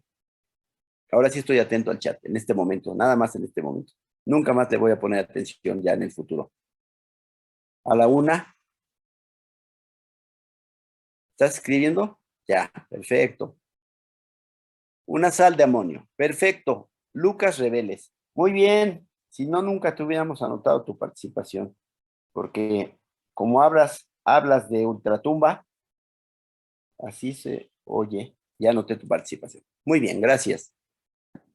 Entonces, para que una bacteria forme un DNA, bueno, quedamos, dijo Lucas Reveles que las bacterias para hacer proteínas necesitan o les damos a dar una sal de amonio. Si les doy sulfato de amonio, por ejemplo, que es una sal neutra, no les hace daño. Si les doy sulfato de amonio, ese nitrógeno lo van a incorporar tanto a los aminoácidos como a las bases nitrogenadas, como a los lípidos que tengan nitrógeno, a todos lados. El nitrógeno lo van a introducir en todas sus moléculas que lleven nitrógeno, por supuesto. ¿Cómo le hago para que una bacteria tenga un DNA cuyas bases tengan nitrógeno 15? ¿Qué sal le voy a dar? Esa casi una pregunta capciosa, ya la contestó Lucas. ¿Qué sal le voy a dar? Sulfato de amonio. Pero ese sulfato de amonio va a ser muy especial. Lo voy a comprar a una empresa que vende materiales radiactivos, que vende isótopos. Y ellos me van a vender sulfato de amonio, donde el nitrógeno no es nitrógeno normal, nitrógeno 14, no, es nitrógeno 15. El nitrógeno 15 es un isótopo pesado del nitrógeno, evidentemente pesa más que el 14.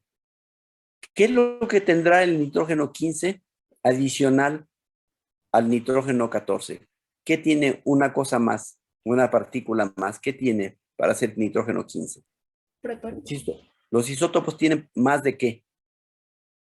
Protones. No, porque si tienen más protones cambian de elemento, pasamos de carbono al siguiente elemento.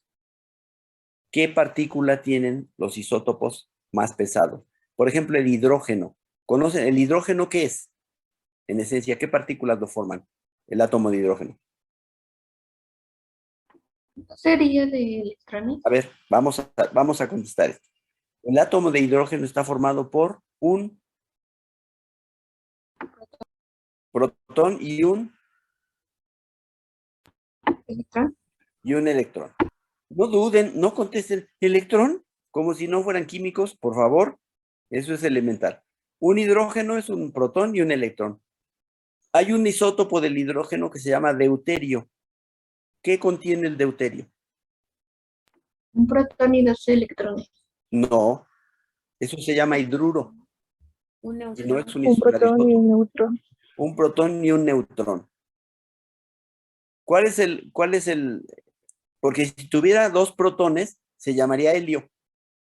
No, tiene un protón y un neutrón y se llama deuterio. ¿Y cómo es el tritio? Un protón Dos neutrones. y dos neutrones, el tritio. Muy bien. La que dijo del protón y de los neutrones, ¿quién es?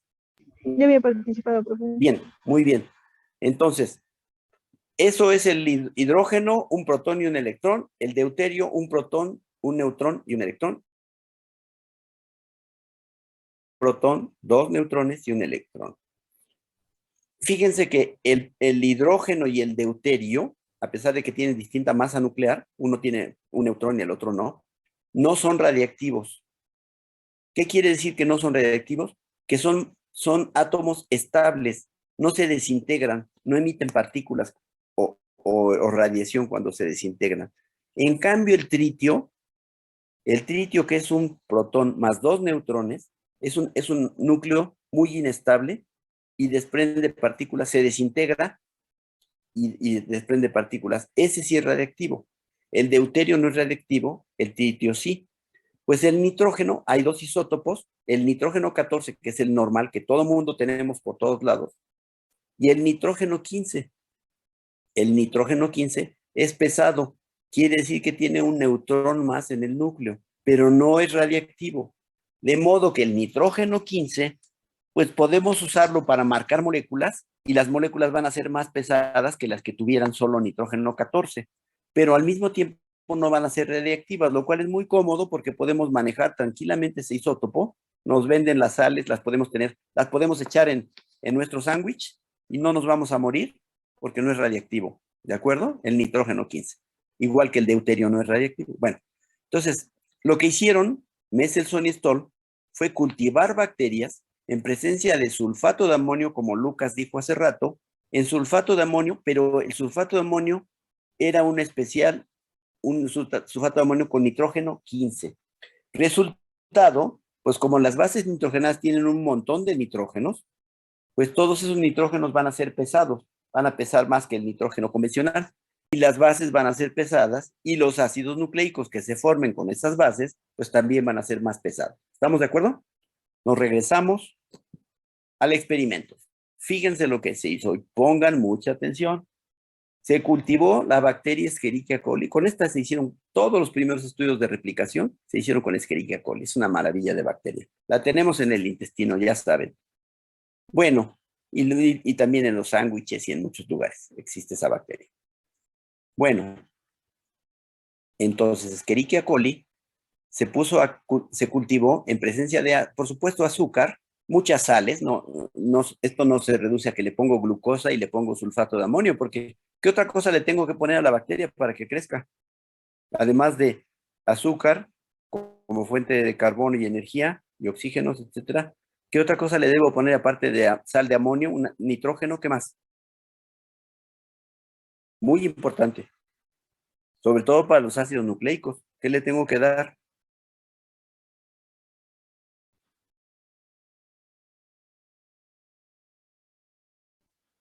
Fosfatos, ¿no? Para que tenga fosfatos. Los ácidos nucleicos tienen un montón de fosfatos. Cada nucleótido tiene un fosfato. Entonces tengo que poner fosfatos, tengo que poner sulfatos o no pongo sulfatos.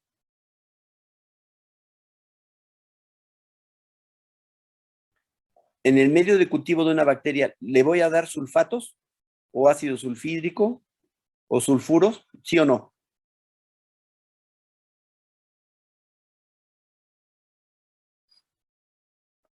Contesten.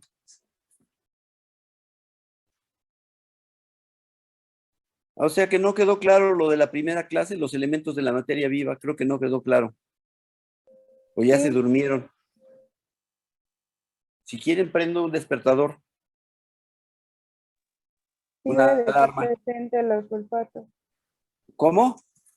Sí deben de estar presentes los sulfatos porque son también parte de lo que son los elementos primarios.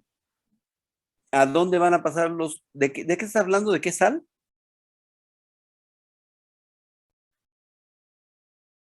¿Repites, por favor? ¿Qué sal? El sulfato de amonio.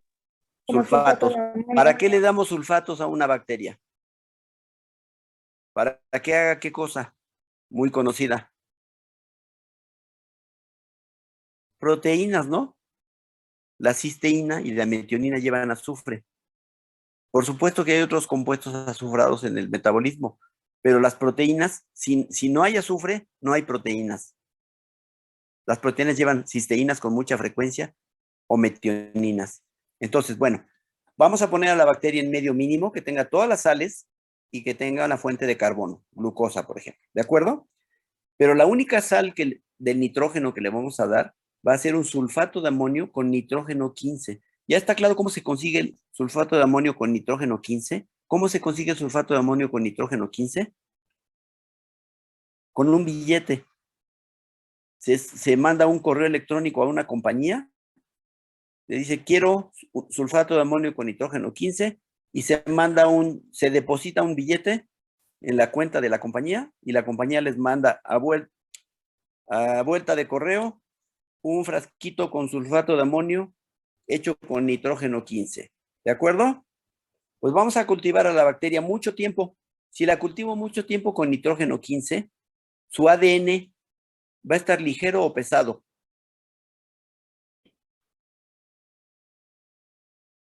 ¿Pesado?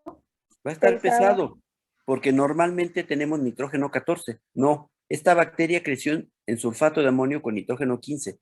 Su DNA está muy pesado comparado con como el normal, como el de nosotros, ¿no? Muy bien. Ya que se marcó con nitrógeno 15, se cultivó por muchas generaciones, o sea, todo su DNA está pesado. Por supuesto, la bacteria también tiene pesadas las proteínas. Es una bacteria muy pesada, ¿de acuerdo? Pero aquí nos interesa el DNA. Entonces, el DNA está pesado. Ya que hice esto, que la cultivé muchas generaciones, voy a lavar el medio de cultivo, voy a eliminar todo el nitrógeno 15 para que ya no esté, ya la bacteria no siga ingiriendo sulfato de amonio pesado. Y ahora voy a tomar una pequeña licuota, tomo una muestra, después de que lavé, guardo una muestra.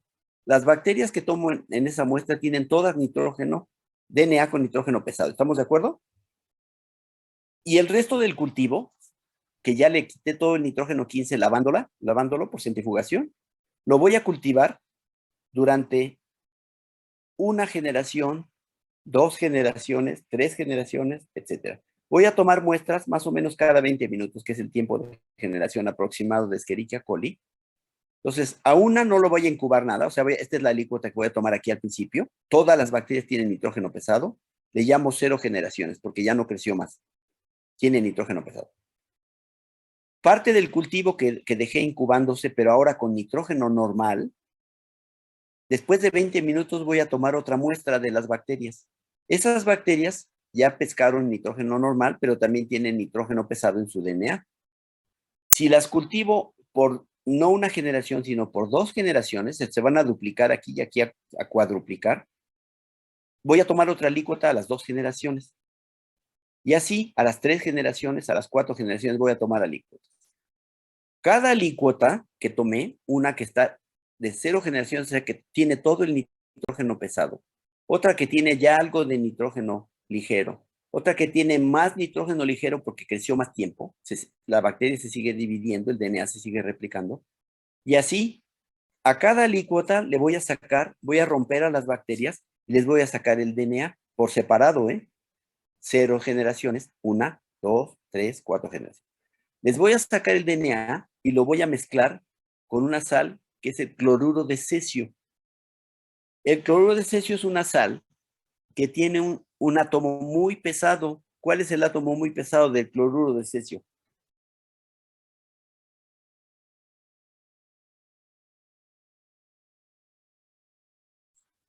el cesio, ¿verdad? Entonces, voy a sacar el DNA de cada bacteria, la que no creció más que nitrógeno pesado, la que creció ya con un poco de nitrógeno ligero, la que creció con más nitrógeno ligero, más tiempo. Y voy a sacar esos DNAs y los voy a mezclar por separado en 3 tubos distintos con cloruro de cesio. El cloruro de cesio es una sal que tiene un átomo tan pesado, el cesio, que si someto este tubo a ultracentrifugación, a una velocidad grande, ¿qué les gusta? Por ejemplo, 500,000 veces la fuerza de gravedad. Si lo someto a unas 500,000 veces la fuerza de gravedad va a actuar sobre los átomos de cesio y va a jalar los átomos de cesio hasta el fondo del tubo. ¿De acuerdo? Va a jalar los átomos de cesio hacia el fondo del tubo. Eso significa que en esta solución que tenía cloruro de cesio originalmente homogéneo, los átomos de cesio se van a empezar a concentrar en el fondo. De modo que en el fondo va a haber muchos átomos de cesio, más arribita va a haber menos, aquí va a haber menos, y hasta arriba del tubo va a haber mucho menos átomos de cesio, va a estar muy diluidos los átomos de cesio, porque la centrifugación sedimentó los átomos de cesio que son muy pesados. Por eso se usa esa sal, porque el átomo es muy pesado. Y se va a ver más o menos como se ve acá abajo. Vean el tono, los átomos de cesio están muy concentrados aquí, menos aquí. Cada vez es más clara la solución, ¿lo ven? Este se llama un gradiente de cloruro de cesio, ¿de acuerdo? Se formó un gradiente. ¿Qué quiere decir un gradiente? Que la concentración no es homogénea, que aquí es muy poco cesio, más cesio, cada vez más, mucho más átomos de cesio en el fondo. Entonces, la densidad del fondo va a ser muy alta, aquí va a ser menor, aquí cada vez menor, y la densidad en el menisco, arriba del tubo, va a ser la menor densidad de cesio posible. Como en estos tubos yo no nada más tenía cloruro de cesio, sino que tenía DNA, lo que va a pasar es que el DNA que está en ese cesio va a empezar a comportarse acorde como le sucede a un corcho, por ejemplo. El DNA con la fuerza centrífuga va a tender a bajar, pero como el DNA se va a encontrar con cloruro de cesio muy concentrado, muy denso, cuando el DNA esté en contacto con un cesio, con una solución que sea más densa que él, ahí se va a quedar. También el DNA, cuando esté en una solución que sea menos densa que él, pues va a tender a flotar. Entonces, el DNA en la centrifugación va a tender a irse al fondo, pero se va a detener en un lugar de este gradiente de cloruro de cesio que equivalga a su densidad. Porque en donde encuentre una densidad idéntica a la suya, no tiene por qué seguirse yendo para abajo, porque la solución de abajo es más densa, ya no puede irse para abajo. Ni va a flotar porque está en una densidad que le corresponde. Entonces, si pongo el DNA de estas bacterias que fueron cultivadas en nitrógeno pesado, ese DNA va a bajar mucho. Se va a mover más hacia abajo porque es muy denso. Se va a situar en una zona del cloruro de cesio relativamente densa. Si hubiera puesto un DNA de una bacteria que nunca cultivé con nitrógeno pesado, una bacteria con puro nitrógeno 14, ese DNA, que es menos pesado, que es más ligero, se quedaría más arriba.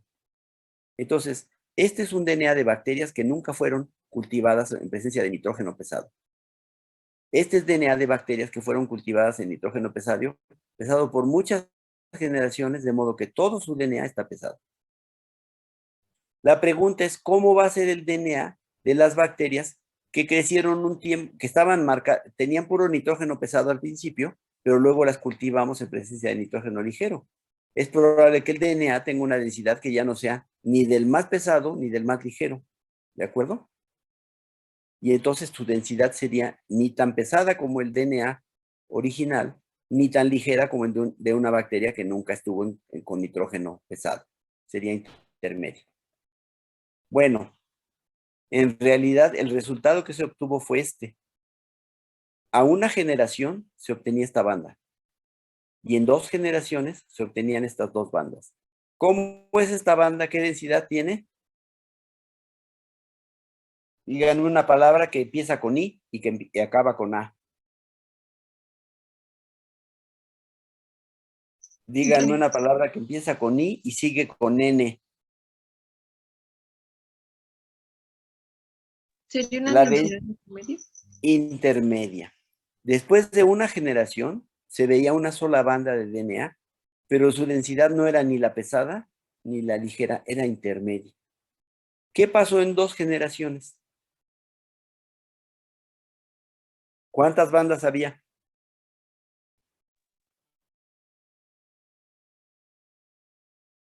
Por favor, contesten eso. Es muy fácil. ¿Quién contestó intermedia ya la había notado? No, ¿Quién eres? nada. Domínguez.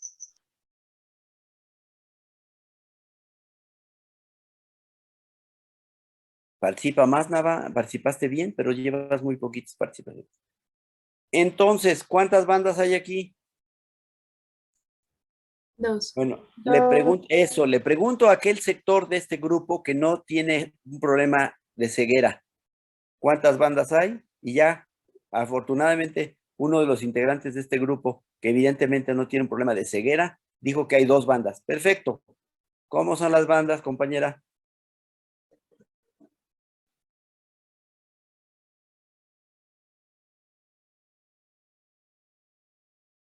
Compañerita. Cualquier compañera o compañero. Son diferentes. ¿Sí? ¿Y cómo son? Si no fueran diferentes, sería una banda. Pero como son diferentes, son 2. ¿Y cómo son? Una es de densidad Mayor. De densidad intermedia, intermedia. Y la otra es ligera. ligera. ¿De acuerdo? ¿Nos queda claro? Cuando las bacterias se marcaron con el isótopo pesado, su DNA es pesado. Cuando no se marcaron, o sea que llevan el nitrógeno normal, como todos nosotros, su DNA es ligero. Cuando se marcaron con pesado y luego se dejaron una generación, su DNA no es ni pesado ni ligero, es intermedio. Se ve una sola banda en una densidad que ni es alta ni es baja, intermedio. Pero cuando se cultivó la misma bacteria, otra generación, una generación más, tiene la banda intermedia, pero tiene una ligera. Este resultado tiene que ser compatible con alguno de los modelos que tenemos aquí enseguida. Díganme ustedes, ¿cómo sería el DNA después de una generación si operara el mecanismo conservativo? ¿Cuántas bandas veríamos en una generación? Esta es una generación.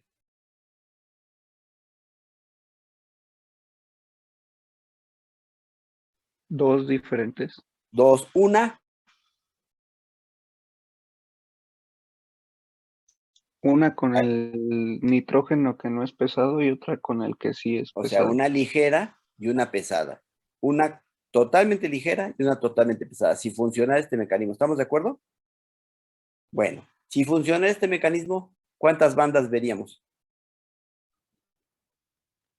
Solo ¿Una? intermedios. Solo una, solo sería porque estas intermedia. 2 moléculas tienen la misma densidad. Una cadena vieja y una nueva, una pesada y una ligera. Una banda. Estoy hablando en una generación. Aquí habría 2 bandas, una pesada, una ligera. Aquí habría solo una de densidad Intermedia. intermedia, correcto. Si operara este mecanismo, ¿cuántas bandas veríamos en una generación? Una Una. también. Una también, pero ¿con qué densidad? Intermedia. Intermedia también. Entonces, ¿están de acuerdo en que en la primera generación yo no puedo saber cuál mecanismo operó? Puedo descartar este. Si solo veo una banda, descarto este. Pero no sé si es este o este el que está operando. ¿Estamos de acuerdo ahí? ¿Qué pasaría en 2 generaciones? Ya este está descartado. Si veo una sola banda, como fue el caso, vean, vimos una sola banda en una generación. Si veo una sola banda, o es este mecanismo o es este. Este ya quedó descartado. ¿Está claro por qué? Porque no vi 2 bandas en una generación, como sería el caso si operara este mecanismo. ¿Qué pasaría en la segunda generación? ¿Cuántas bandas vería en este mecanismo y cuántas en este otro? 2. Aquí vería 2. ¿De qué densidades?